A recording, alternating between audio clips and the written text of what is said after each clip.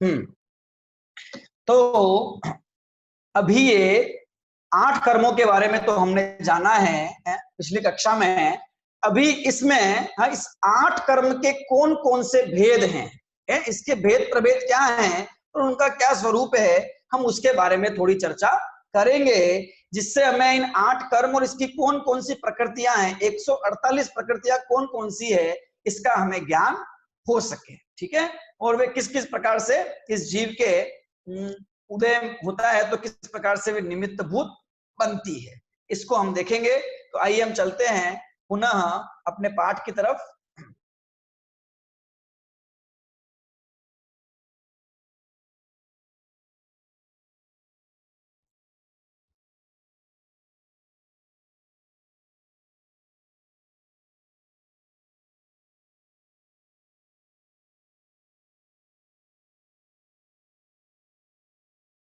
हाँ, ये देखिए आपकी स्क्रीन पर प्रकृति बंध, प्रकृति मतलब कहा था ना कर्म भी होते हैं ना, तो 8 मूल कर्म। ठीक है, कौन कौन से हैं देखिए आपके सामने है, पूरा चार्ट आपके सामने है।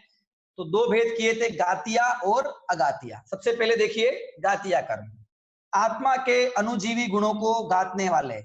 अगातिया कर्म, आत्मा के प्रतिजीवी गुणों को गातने वाले, अर्थात जो अनुजीवी गुण नहीं होने प्रतिजीवी कहा जाता है। ठीक है ना, तो 4 गातिया कर्म है, कौन कौन से देखिए, ज्ञानावरण, दर्शनावरण, अंतराय और मोहनी। ठीक है, 4 अगातिया, आयु, नाम, गोत्र और वेदनी, इन सबके कितने कितने भेद हैं देखिए ध्यान से।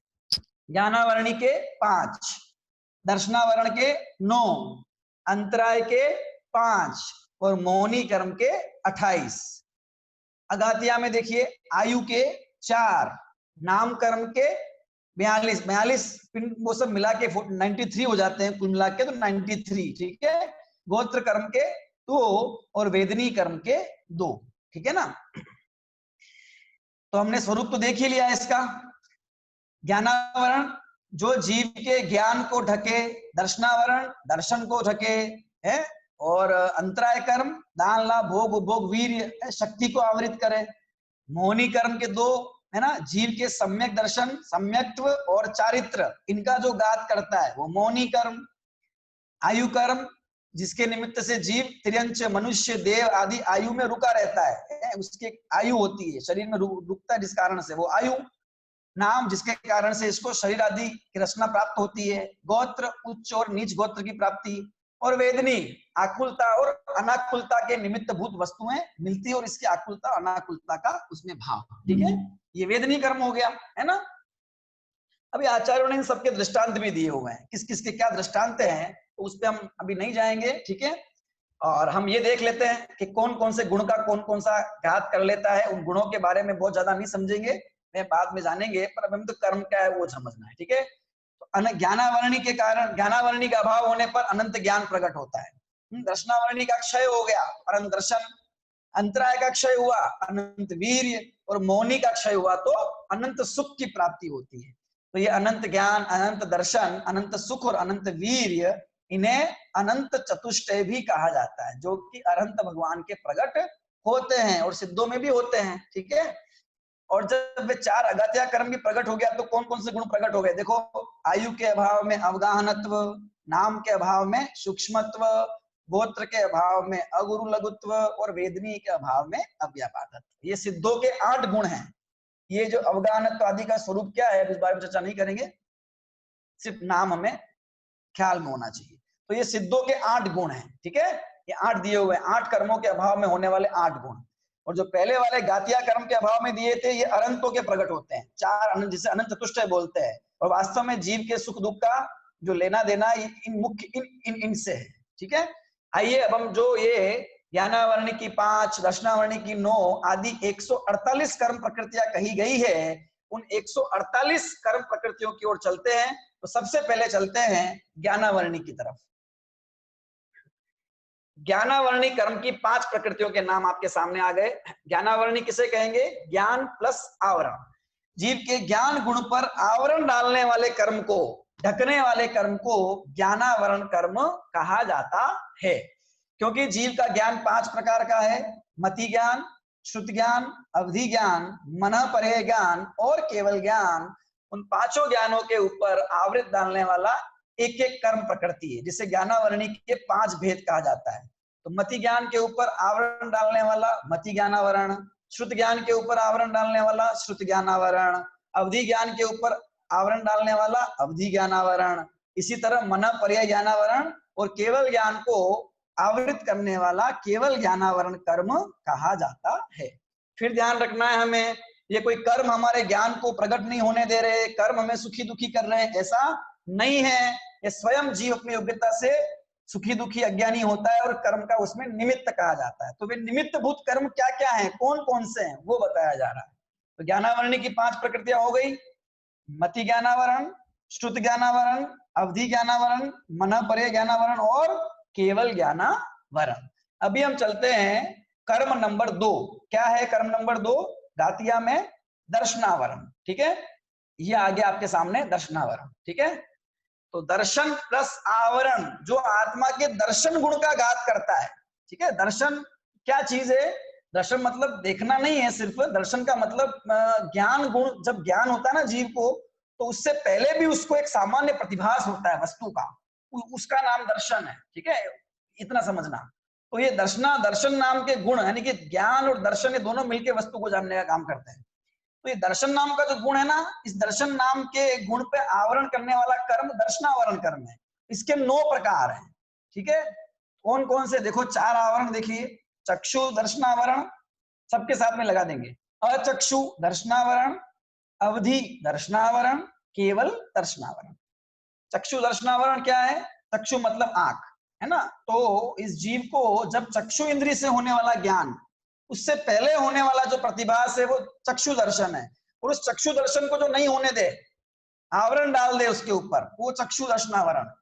इसी प्रकार चक्षु इंद्रिय के अलावा जो 4 इंद्रियां और मन है, उनसे होने वाला जो ज्ञान, उससे पहले होने वाला जो दर्शन, उसका नाम अचक्षु दर्शन है। तो उस पर जो आवरण डालता है वो अचक्षु दर्शनावरण। इसी प्रकार अवधि दर्शनावरण और केवल दर्शनावरण, केवल ज्ञान के साथ होने वाला जो केवल दर्शन है, उस पे जो नहीं होने देता, मतलब केवल ज्ञान और केवल दर्शन एक साथ में प्रकट हो जाते हैं। ठीक है ना।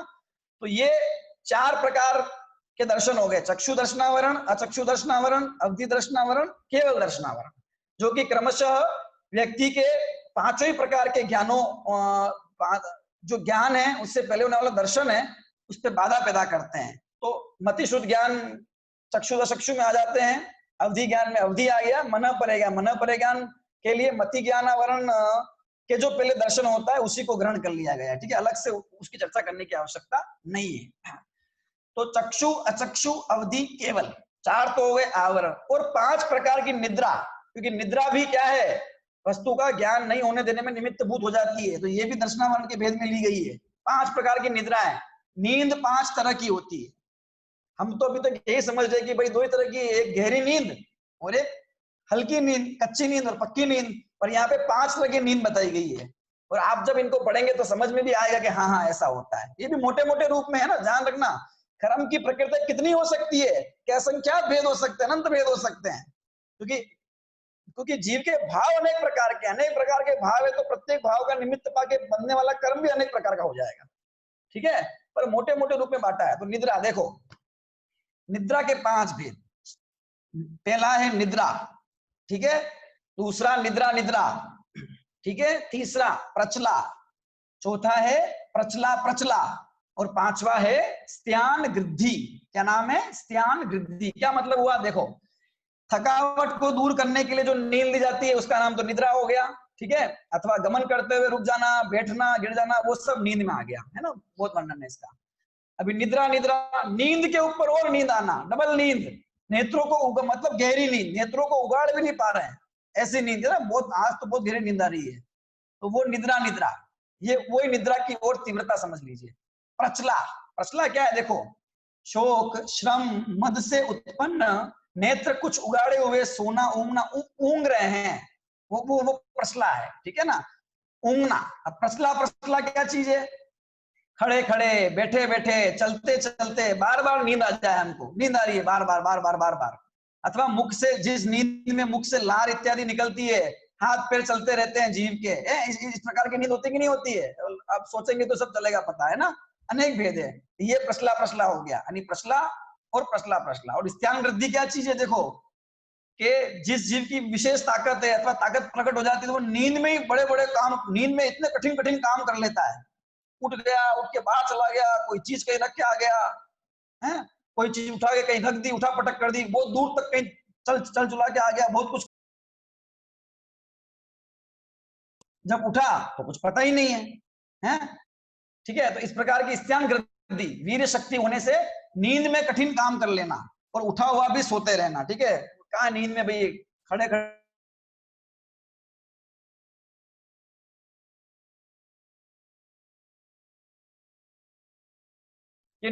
दर्शनावरणी के, ठीक है ना। कौन कौन से? चार तो आवरण, चक्षु, अचक्षु, अवधि, केवल, है दर्शनावरण, इन सबके आगे दर्शनावरण लगा देना। और 5 प्रकार की निद्राएं, निद्रा, निद्रा निद्रा, प्रचला, प्रचला प्रचला और स्त्यान वृद्धि। इस प्रकार से ये दर्शनावरणी कर्म के 9 प्रकार के भेद होते हैं। अब आगे कौन सा कर्म आने वाला है?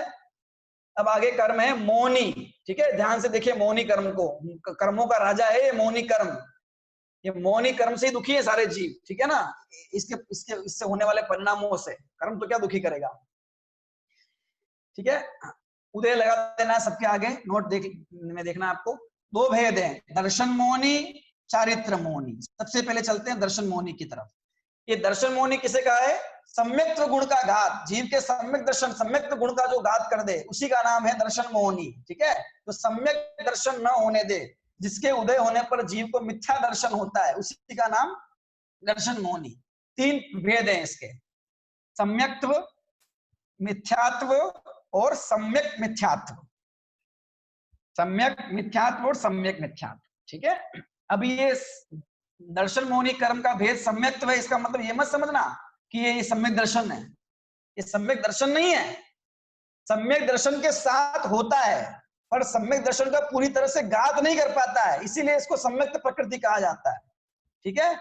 दूसरा मिथ्यात्व, तो मिथ्यात्व तो सबको पता ही है, तत्व की श्रद्धा नहीं, अतत्व का श्रद्धान होने रूप जो भाव है उसी का नाम मिथ्यात्व है।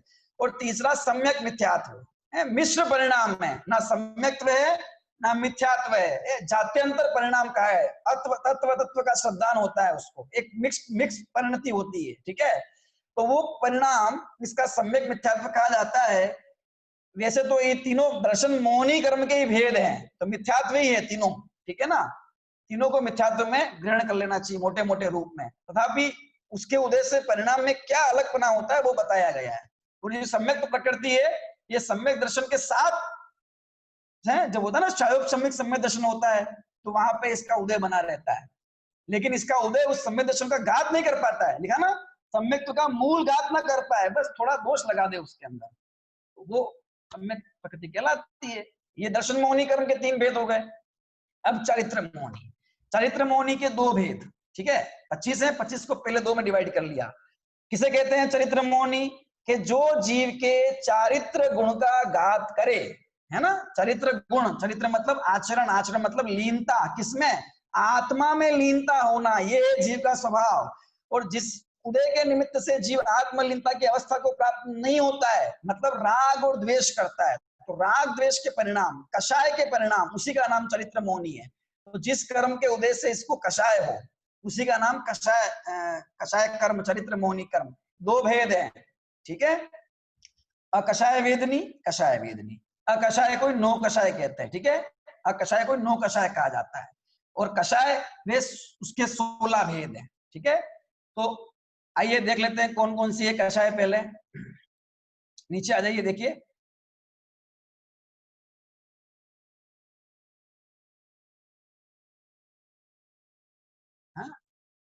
चरित्र मौनी के 25 भेद, उसमें से 16 कषाय और 9 कषाय। 16 कषाय देख लेते हैं। तो सबसे पहले तो 4 कषाय को ले लो, क्रोध, मान, माया और लोभ, ठीक है।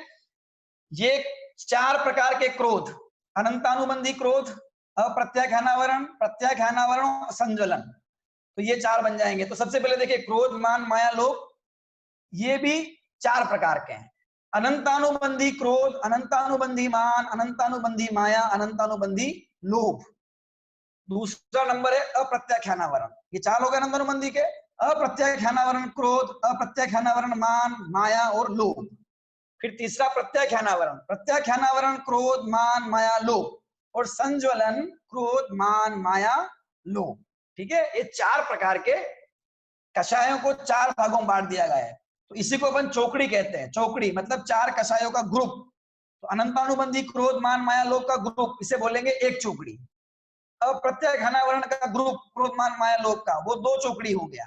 प्रत्याख्यानावरण और जोड़ दिया है अपन ने इसमें, क्रोध, मान, माया, लोभ, तो वो तीन चौकड़ी हो गया। और संज्वलन को और जोड़ दिया, क्रोध, मान, माया, लोभ, तो ये चार चौकड़ी हो गया। ठीक है, तो हमने समझा था ना कि अनंतानुबंधी अर्थात सबसे अधिक शक्तिशाली जो कषाय है अनंतानुबंधी क्रोध, मान, माया, लोभ, उससे थोड़ा कम अप्रत्याख्यानावरण, उससे कम प्रत्याख्यानावरण, उससे कम संज्वलन, समझने के लिए सामान्य रूप से। तो ये 16 प्रकार की कषाय हो गई। ठीक है, अनंतानुबंधी क्या मतलब? अनंत संसार के साथ जो बनती है, मिथ्यात्व के साथ बंधने वाली जो कषाय है ना, जो सदा मिथ्या दृष्टि के रहती है, वे अनंतानुबंधी, उसको चारों भी रहती है, अनंतानुबंधी की मुख्यता अनंतानुबंधी में कषाय। ठीक है, दूसरा अप्रत्याख्यानावरण। देखिए, जिसके उदय में किंचित भी त्याग नहीं होता है, इस जीव को थोड़ा भी त्याग नहीं कर पाता। अनंतानुबंधी के उदय में तो त्याग होता ही नहीं है, अप्रत्याख्यानावरण के उदय में भी इसको किंचित त्याग नहीं होता। अभी सम्यक दर्शन हो गया लेकिन त्याग नहीं हो पा रहा है, व्रत धारण नहीं कर पाता, संयम धारण नहीं कर पाता, है ना। कहते ना, देव और नारकी ये कभी संयम को धारण नहीं कर पाते, तो सम्यक दृष्टि होने पर भी संयम को धारण नहीं कर पाते। तो वो ये कि उनके अप्रत्याख्यानावरण, प्रत्याख्यानावरण, संज्वलन का उदय चल रहा है, जो सम्यक दृष्टि उसके, मिथ्या दृष्टि के तो सबका चल रहा है। ठीक है, अप्रत्याख्यानावरण, किंचित भी जो त्याग ना होने दे। प्रत्याख्यान का मतलब त्याग, और अप्रत्याख्यान मतलब किंचित त्याग। तो किंचित त्याग पर भी आवरण डाल देता है, नहीं होने देता है, उसका नाम क्या हो गया? अप्रत्याख्यानावरण। तीसरा प्रत्याख्यानावरण, जो किंचित त्याग होने दे पर पूरा त्याग नहीं होने दे, यानी थोड़ा बहुत त्याग जीव कर सकता है इस प्रत्याख्यानावरण के उदय में, अर्थात देश व्रत को धारण कर सकता है, महाव्रत धारण नहीं कर सकता। इस प्रकार का जो क्रोध, मान, माया, लोभ है, मुनिराज की जो अवस्था है वो नहीं होती उसके, है ना, भावलिंग। और बाहर में वह देश व्रती तो होता है, प्रतिमा धारण वाला करने वाला तो होता है, तो उसके दो कषाय चौकड़ी का भाव हो गया, अनंतानुबंधी का भी, प्रत्याख्यानावरण का भी। पर प्रत्याख्यानावरण के कारण उसके क्या है, सकल चरित्र नहीं हो पा रहा है। इसी को देश और सकल बोलते हैं। देश मतलब थोड़ा चरित्र प्रकट होना, थोड़ा संयम प्रकट होना, और सकल मतलब संपूर्ण संयम प्रकट हो जाना, मुनि अवस्था। तो पूर्ण त्याग न होने दे, वो प्रत्याख्यानावरण। अभी प्रत्याख्यानावरण के बाद है संज्वलन। तो संज्वलन किसे कहते हैं? कि जो उस संयम के साथ ज्वलित होती रहे कषाय, जो कषाय उस संयम के साथ ज्वलित होती रहे, उसी का नाम क्या है? संज्वलन कषाय। मतलब जो जीव के सकल चरित्र में, उसके पूर्ण चरित्र में बाधा नहीं पैदा कर सकती, पर साथ में रहती है, वो संज्वलन। लेकिन यथाख्यात चरित्र जो अनंत और सिद्ध भगवान को होता है, अथवा 12वें गुणस्थानवर्ती 11वें गुणस्थान औपशमिक चरित्र के रूप में होता है, वो जिस कारण से प्रकट नहीं हो पाता है, उसका नाम है संज्वलन कषाय। तो ये चार टाइप है कषाय के, चार प्रकार के कषाय, वे भी चार प्रकार की है।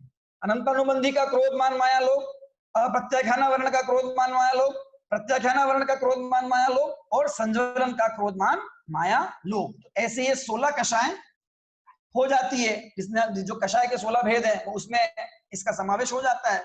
ठीक है, अनंतानुबंधी का अगर उदय तो उससे कुछ भी सम्यक दर्शन भी नहीं है वहां पर। ठीक है, अभी अप्रत्याख्यानावरण का उदय है तो वो देश चरित्र को प्रकट नहीं कर पाता है। ठीक है, पर प्रत्याख्यानावरण का उदय है और अप्रत्याख्यानावरण का उदय नहीं है तो वो देश चरित्र को प्रकट कर लेता है। प्रत्याख्यानावरण का उदय भी नहीं है, मात्र संज्वलन का ही रह गया, तो वो सकल चरित्र धारण कर लेता है ना। जिसे हमने चरित्र कहा है, सकल चरित्र। और संज्वलन का उदय है मात्र, तो यथाख्यात को प्राप्त नहीं कर पाता, पर ये भी चला गया, चारों प्रकार की कषाय चली गई तो यथाख्यात चरित्र की प्राप्ति करता है। ये चार कषाय हो गई। अब देखो 9 कषाय, 9 कषाय देखो नाम दिए हुए हैं, हास्य, रति, अरति, शोक, भय, जुगुप्सा और वेद। ठीक है, वेद में 3 आ जाएंगे, स्त्री वेद, पुरुष वेद, नपुंसक वेद, तो सबको मिलाओगे तो 9 हो जाएंगे। तो ये भी कषाय ही है, ये भी राग द्वेष रूपी होती है, तथापि कुछ राग द्वेष से कुछ अलग है, इसलिए इनको नो कषाय कहा, किंचित कषाय। कषाय तो ये भी है पर वो अलग टाइप से कषाय है थोड़ी, ठीक है ना। वे राग द्वेष मुख्य कषाय हैं, मोह क्रोध मान माया लोभ, और ये उसी का कुछ अलग रूप है, तो उसको नो कषाय कह दिया गया है। कौन कौन सी है देखो, हास्य, हंसना, हंसी का भाव, रति है, अरति, ठीक है। रति मतलब राग आदि करना, रति भाव होना, रमणता का भाव है। अरति उदासीनता, उदासीनता मतलब यहाँ वैराग्य नहीं है, ठीक है। उदासीनता मतलब उत्सुकता नहीं होना, ऐसा है, बुझा बुझा सा रहना, वो अरति। उत्सुकता का भाव रति, अनुत्सुकता अरति। शोक, किसी की मृत्यु पर होने वाला दुख अथवा इष्ट वस्तु के वियोग पर होने वाला दुख। भय, भय मतलब डर, है ना, मौत मृत्यु का डर, 7 भय बताया मैं। जुगुप्सा, जुगुप्सा मतलब होता है घृणा करना, है ना, ग्लानि का भाव, उसका नाम जुगुप्सा। कोई भी ऐसी वस्तु देख ली कुछ भी तो जुगुप्सा का भाव पैदा हो गया। और वेद, वेद 3 बताए हैं, है ना, स्त्री वेद, पुरुष वेद और नपुंसक वेद। स्त्री वेद किसे कहते हैं, पुरुष से रमने का भाव, ये स्त्री वेद। पुरुष वेद किसे कहते हैं, स्त्री के साथ रमण करने की इच्छा, ये पुरुष वेद। और नपुंसक वेद, स्त्री पुरुष दोनों के साथ रमण करने की इच्छा, ये नपुंसक वेद। तो ये भी सब कषाय में इनको भी लिया है, इनको नो कषाय कहा गया है, ठीक है। और बाकी जो क्रोध मान माया लोभ, जो कि 4 प्रकार के हैं, अनंतनुबंधी वाली पहली चौकड़ी, और प्रत्याख्यानावरण वाली दूसरी चौकड़ी, प्रत्याख्यानावरण वाली तीसरी चौकड़ी, और संज्वलन वाली चौथी चौकड़ी कहलाती है। तो इस प्रकार से दर्शन मोहिनी के 3 और चरित्र मोहिनी के 25 भेद होकर मोहिनी के कुल 28 भेद हो जाते हैं। फिर भी अंतराय कर्म आ गया अंतिम गातिया में, तो ये 5 प्रकार का है। अंतराय कर्म भाई जो जीव के अंतराय पैदा करता है, तो दानांतराय, लाभांतराय, भोगांतराय, उपभोगांतराय और वीर्यांतराय, 5 प्रकार का। दानांतराय, देने की इच्छा करता हुआ भी जिस कर्म के उदय से नहीं दे पाता, दानांतराय है। ज्ञान दान, ज्ञान नहीं दे पा रहा है, धन नहीं दे पा रहा है, कोई भी चीज ना। लाभ, प्राप्ति की इच्छा करता है फिर भी प्राप्ति नहीं हो पाती जिसके उद्देश्य से, लाभांतराय है। मेहनत तो बहुत करते हैं पर धन की प्राप्ति नहीं होती, दुकान पे दिन रात मेहनत परिश्रम करते हैं लेकिन फिर भी पैसा आता ही नहीं है। इसी प्रकार से पढ़ तो बहुत रहे हैं लेकिन सीख ही नहीं पा रहे हैं, ज्ञान ही नहीं हो रहा है। ये इनमें मिक्स ज्ञानों का रहेगा, ज्ञान का भी रहेगा, इसका, है ना। भोगांतराय, भोगने की इच्छा करता हो भी भोग नहीं सकता, भोग तो बहुत है पर भोग नहीं पा रहे, शक्ति नहीं है वैसी है। उपभोग, सेम, उपभोगने की इच्छा करता हुआ भी उपभोग प्रकट नहीं कर सकता। और वीर्यांता, शक्ति प्रकट करने की इच्छा होने पर भी इसके शक्ति की प्रकटता नहीं हो पाती है, ठीक है, शक्ति की व्यक्ति नहीं हो पाती है। तो शक्ति इन सब में लगा देना, मुख्य वो शक्ति ही है, वीर्य, है ना। इस प्रकार का ये अंतराय कर्म इस जीव की शक्ति की प्रकटता में, दान की शक्ति, लाभ की, भोग की, उपभोग की, वीर, इन सब में अंतराय पैदा करता है, रुकावट पैदा करने का काम इस अंतराय कर्म का है। लेकिन जब ये जीव अपनी आत्मा को जानने में रुकावट नहीं है, अपनी आत्मा को जान ले, पहचान ले, उसके स्वरूप को पहचान ले यथा योग्य स्वरूप से होने पर, तो फिर ये अंतराय मिट जाएंगे सारे। अनंत भगवान के एक भी अंतराय नहीं है, उनके सुख में, उनके भोग में कोई तकलीफ नहीं है। भोग करता है किसका है, पर पदार्थ का थोड़ी, अपनी आत्मा की सुख का भोग करते हैं। कौन रोक सकता है उनको, है? कोई उन्हें रोक नहीं सकता, शक्ति इतनी विकसित हो गई है। अंतराय कर्म, ठीक है। अभी चलते हैं 4 अघाती आयु, तो नरक आयु, तिर्यंचायु, मनुष्यायु, देवायु, है ना। जिस देव के नरक के शरीर में जिस कर्म के निमित्त से जितने समय तक जीव रुका रहता है, जिस कर्म के निमित्त से, वो आयु नरकायु हो गया। तिर्यंच के शरीर में जब तक रुका रहता है वह तिर्यंचायु, जिस उदय कर्म के उदय के निमित्त में, जिस कर्म के उदय के निमित्त से वह मनुष्य के आयु में रुका रहता है वह मनुष्य आयु, और देव के आयु में रुका रहता है ना देव। जिस दिन आयु कर्म चला जाएगा उस दिन मृत्यु हो जाएगी, वो आयु पूरी हो जाएगी, कोई रोकने वाला नहीं है। बाहर में कितना भी उपाय कर ले, मणि मंत्र तंत्र बहु होई, मरते न बचावे कोई। जब आयु कर्म पूरा हो गया तो मरण निश्चित है। मरण निश्चित है मतलब आयु पूरी हो जाएगी, आत्मा नहीं मरने वाला, वो दूसरी शरीर को धारण कर लेगा जैसा जैसा बंद किया होगा उसके आधार पे। तो अलग अलग गति में, अलग अलग भवों में इस जीव की अलग अलग प्रकार की आयु जिस कर्म के उदय से मिलती है वह आयु कर्म, ठीक है। नाम कर्म, नाम कर्म की 93 प्रकृतियां होती है, ठीक है। हम उन सबको नहीं देखेंगे, समय का हमारे पास अभाव है, पर हम समझेंगे कि नाम कर्म, हमने समझा ना नाम कर्म किसे कहते हैं, जिस कर्म के उदय से इस जीव को शरीर की प्राप्ति होती है। वे शरीर कैसा है, कैसा होगा, कैसा नहीं होगा, वो सारा वो नाम कर्म का काम है। ठीक है, उसकी 93 प्रकृतियां पढ़ेंगे तो और सिर्फ शरीर ही नहीं और भी बातें ख्याल में आएगी। इंद्रिय, कितने इंद्रिय जीव होगा, है ना, शरीर कैसा होगा, हड्डियां संस्थान कैसा होगा, सहनन कैसा होगा, ठीक है, आतप, उद्योत आदि अनेक इसके भेद हैं। ठीक है ना, तो इसके कुल मिला के 93 हो जाते हैं। देखिए आप अंत में भेद विवक्षा में दिया हुआ है, देखिए 65, 8, 20 और कुल मिला के 93, 93 ये नाम कर्म की प्रकृतियां हैं। 93 प्रकृतियां हैं, उनका स्वरूप हम जब 8वां अध्याय पढ़ेंगे तब पढ़ेंगे विस्तार से। अभी हम ये जाने के नाम कर्म होता है क्या है। ठीक है, ये अघातीय कर्म है और शरीर की प्राप्ति इस नाम कर्म के उदय से होती है जीव को। अलग अलग प्रकार का शरीर, जिसका जैसा जीव, सब नाम कर्म के उदय से ही है। चींटी काली क्यों है ना, सारा सफेद क्यों है, इस सब का उत्तर ये है कि इसके ऐसा नाम कर्म का उदय है। ये इसका जवाब है। मैं, तुम गोरा क्यों, मैं काला क्यों, मैं तू बोना क्यों, मैं लंबा क्यों, तू ताकतवर क्यों है, शरीर तेरा मजबूत क्यों है, मेरा कमजोर क्यों है, बीमारी होना शरीर में, ये भी इस कर्म के उदय से है। तेरे को कोरोना हो गया और मेरे को नहीं हुआ। अभी कर्म की पूछेंगे तो क्या जवाब देगा कर्म, कि इसके अस्थिर नाम कर्म का उदय है, इसलिए इसके है मेरे स्थिर नाम कर्म का उदय। लेकिन ये ध्यान रखना, स्थिर अस्थिर होता रहता है। ठीक है, तो वो नाम कर्म के अंदर ये सारी बातें नाम कर्म में आती है। ठीक है ना, तो नाम कर्म को जान लेंगे तो शरीर से भेद विज्ञान हो जाएगा। जिस शरीर को अपन सजाते फिरते हैं, क्रीम लगा दूंगा तो गोरा हो जाऊंगा, और चाय पी लेंगे तो काले हो जाएंगे, ये सब जो मिथ्या मान्यता पड़ी हुई है हमारी, ये वास्तव में तो उसका कारण वो कर्म है, भीतर में जो कर्म है वो उस कर्म के उदय से जैसा शरीर मिल गया वैसा मिल गया है। अब भैंस का शरीर काला है तो है, अब वो क्या क्रीम लगाए और क्या करे जो उसके गोरा हो जाए। कर्म का हमें बोध हो, नाम कर्म का पता हो तो हम भी इस प्रकार की मान्यता से रहित, शरीर के प्रति मोह टूटेगा। जैसा मिल गया, जो मिल गया ठीक है, आंख ऐसी है, नाक अब जैसा है वैसा है, सर्जरी पे सर्जरी कराए जा रहे हो, उस उदय को बदल देंगे क्या हम, और फिर राग द्वेष करते हैं। अभी पता पड़ जाए कि ये तो कर्म की रचना है, मुझे क्या करना, छोड़ो, जैसा कर्म का उदय था वैसा हो गया, मुझे क्या करना, मेरा थोड़ी है शरीर, मैं तो आत्मा हूं।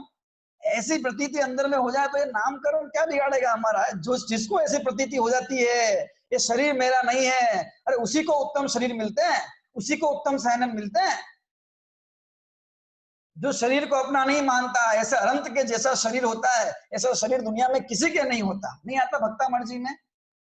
तावंत एव खलु ते प्रणवः पृथिव्याम यत्ते समानम परम नहीं रूपमस्ति। हे भगवान, के जिन पुद्गल परमाणुओं से आपका शरीर बना है, सुंदर शरीर, ये दुनिया में उतने ही थे और जिनसे आप बन गए, इसलिए आपके जैसा कोई दूसरा शरीर दुनिया में देखने मिलता नहीं है। किसको मिला ऐसा शरीर, कि जिसको शरीर में एक रंच मात्र राग नहीं है। शरीर इतना गजब का कि देवादी भी जिसको देख के आश्चर्यचकित हो जाते हैं कि उनके पास भी ऐसा दिव्य शरीर नहीं और राग जरा सा भी नहीं। तो जिनके राग नहीं होता उनको मिलते क्या करना है शरीर का, हम तो आत्मा है ना। तो नाम कर्म का संबंध शरीर से, 93 प्रकृतियां इसकी। गोत्र कर्म दो भेद हैं इसके, उच्च गोत्र और नीच गोत्र। तो लोक पूजित कुल है, जो लोक में जिस कुल का आदर होता है, सम्मान को प्राप्त होता है, ऐसे परिवार में, ऐसे समाज में जन्म होना वह उच्च गोत्र के उदय से। और लोक में जो निंदित कुल है, निम्न कार्य करने वाला कुल इस प्रकार का है, वहां जन्म होना ये नीच गोत्र कर्म का उदय। तो उच्च गोत्र में पैदा हो गया तो वो ऊंचा हो गया ऐसा नहीं है, और नीच गोत्र में पैदा हो गया तो नीचा हो गया ऐसा नहीं है सिस्टम। तो वहां क्यों पैदा हुआ उसका कारण है कर्म बस। उच्च कुल में पैदा होकर भी नीच कार्य करते हैं लोग, नहीं होते, नहीं किए, सत्य व्यसन करना, शराब आदि का सेवन करना, मांस भक्षण करना, लोक निंदित कार्य करना, अपराध करना, ये कौन करता है, ये तो सब प्रकार के लोग करते हैं। और नीच कुल में पैदा होकर भी ऊंचे आचरण को धारण कर सकता है ना, सम्यक् की प्राप्ति कर सकता है, सब हो सकता है। ठीक है ना, तो ये भेदभाव नहीं है जैन धर्म के अंदर। ये तो क्या वस्तु व्यवस्था बताइए कि उसका जन्म यहाँ हुआ तो क्या कारण है, वहां हुआ तो क्या कारण है। किसी गोत्र में पैदा हो गया तो अब बस हो गया खत्म, अब धर्म नहीं कर सकते, ऐसा नहीं है। जैन धर्म जैसा उदार तो कोई धर्म नहीं है। धर्म कहता है तो इंसान की बात कर रहे हो, हम तो कह रहे हैं पशु को भी संवेदनशील हो सकता है और सम्यक दर्शन की बात, उसको पंचम गुण स्थान व्रत धारण कर सकता है अपनी योग्यता के अनुसार। क्या बात है? बाबू भाई कहा करते थे, अरे पूंछ वाले को भी सम्यक दर्शन हो सकता है तो मूंछ वाले को क्यों नहीं हो सकता है? सबको ये समानता, विश्व में समानता का, सारे मनुष्य तो समान है ही, लेकिन पशु भी समान है, सब आत्मा है, ऐसी बात करने वाला ये महान धर्म जैन धर्म है। तो ये गोत्र कर्म, उच्च गोत्र और नीच गोत्र की प्राप्ति जिस कर्म के उद्देश्य से इस जीव को होती है उसे गोत्र कर्म कहा जाता है। ठीक है, और वेदनीय कर्म अंतिम, साता और असाता वेदनी से इसके दो भेद हैं। ठीक है, तो सुख रूप अनुभव करना साता वेदन, और दुख रूप अनुभव करना सामग्री के अंदर ये असाता वेदन। इसी को उपचार से ये भी कह सकते हैं कि बाहर में अनुकूल सामग्री की प्राप्ति होना जिस कर्म के उद्देश्य से होती है वह साता वेदनी, और बाहर में प्रतिकूल सामग्री की प्राप्ति जिस कर्म के उद्देश्य से होती है वह असाता वेदनी। अब असाता वेदनी का उदय, इसका मतलब ये नहीं कि दुखी दुख, वो इंसान के जीवन में तो दुखी रहेगा, वो सुख प्राप्त कर नहीं सकता। अरे सामग्री, बाहर में सामग्री कैसे भी हो, लेकिन वो उसमें राग द्वेष करता है, मिथ्यात्व भाव करता है तो दुखी होता है, अगर नहीं करेगा दुखी नहीं होगा। बाहर में सामग्री कैसे भी हो अनुकूल, अगर वो उसमें राग करेगा तो वो रागी कहलाएगा, तो उसके पाप लगेगा, नहीं करेगा तो नहीं कहलाएगा। तीर्थंकर के जीव है, कितना वैभव होता है बाहर में, सब साता ही साता है, सब तरफ अनंत भगवान है, सब तरफ साता वेदनी का उदय, गजब का। असाता तो वहां है ही नहीं, देवादी सौ इंद्र उनकी पूजा कर रहे हैं, लेकिन उन्हें कोई लेना देना नहीं है। ठीक है, तो कर्म हमें सुखी दुखी नहीं कर देगा, तो कर्म का काम है संयोगों को स्थापित करना, उसमें दुख रूप की अनुभूति है साता, सुख रूप की अनुभूति है साता वेदनी। तो इस प्रकार से ये 8 कर्म होते हैं। ठीक है, सारे दुख को साता वेदन असाता के रूप में ले लिया जाता है, और सुखानुभूति को, इंद्रिय सुख इत्यादि को साता वेदनी के रूप में लेते हैं। ठीक है, और उसमें उस कर्म का उदय निमित्त कहा जाता है। तो ये 8 प्रकार के कर्म का हमने एक सामान्य स्वरूप समझा है। विशेष इसके बारे में, एक एक के बारे में और चिंतन के रूप से, चिंतन से, सोच के और शास्त्र के आधार से जो बात होगी वो तो हम जब 8वें अध्याय में चर्चा करेंगे तब विस्तार से करेंगे। तथापि यहाँ पर ये अपेक्षित था कि एक बार 8 कर्म के बारे में एक सामान्य जानकारी और उनके भेदों के बारे में एक हमें नॉलेज हो जाए, क्योंकि आगे बार बार कर्म की बात आएगी, उनके क्षय की बात आएगी, क्षयोपशम की बात आएगी, उदय की बात आएगी, है ना, उपशम की बात आएगी, और भी बातें कर्म से जुड़ी हुई तो आती रहती है, जहां भी पढ़ते हैं, जो भी पढ़ते हैं। तो हमें ये ध्यान रहे ये लिखा है तो इसका क्या मतलब है, इसलिए ये कर्म की चर्चा हमने अभी यहाँ संक्षिप्त में, संक्षेप रूप में की है। और सोचता हूं कि आपको जरूर विषय कुछ ना कुछ ख्याल में जरूर आया होगा, और आप सुनेंगे समझेंगे तो और विषय ख्याल में आएगा। और ये 8 कर्मों की चर्चा हमने की, कर्म 8 प्रकार के, उन 8 2 घातिया और अघातिया, है ना, घातिया में 4, अघातिया में 4, और उनकी अपनी अपनी प्रकृतियां होती है। 148 कर्म प्रकृतियां इस प्रकार से कही जाती है, ये हमने समझा है। और द्रव्य कर्म भाव कर्म में समझा है ना, द्रव्य कर्म उद्गल आदि जो ज्ञानावरण आदि कर्म है ये द्रव्य कर्म, और मोह राग द्वेष के भाव इसका नाम भाव कर्म।